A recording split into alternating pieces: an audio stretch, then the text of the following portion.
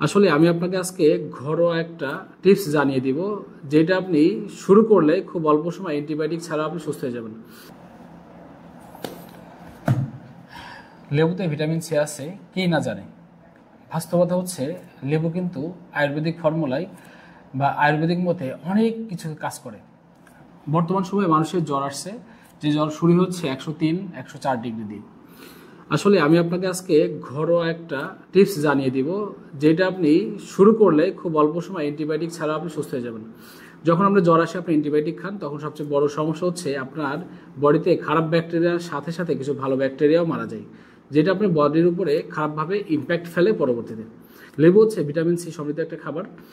জ্বরের জন্য লেবু যেভাবে কাজ করবে সেটা হচ্ছে, আপনি আস্ত একটা লেবু নেবেন, লেবুর খোসা সহ।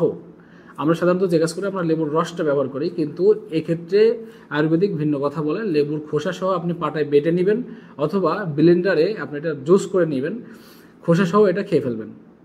পাশাপাশি পেঁপে পাতার 15 থেকে 20টা পেঁপে পাতা নেবেন, পেঁপে পাতার রস আপনি যদি 3 থেকে 4 বার খান, তো ইনশাল্লাহ প্রাকৃতিক উপায়ে আপনার জ্বরটা চলে যাবে। আমি মনে করি এই টোটকার সমাধান আপনার প্রাকৃতিকভাবে আপনার জ্বরটাকে রিমুভ করবে এবং আপনাকে সুস্থ রাখবে। আশা করি ভিডিওটি আপনার ভালো লাগবে। ভালো লাগলে ভিডিওটি আপনি অবশ্যই অন্যদের সাথে শেয়ার করবেন, অন্যদেরকে জানার জন্য উদ্বুদ্ধ করবেন, অন্যদেরকে জানার সুযোগ করে দিবেন। আসসালামু আলাইকুম রহমতুল্লাহ।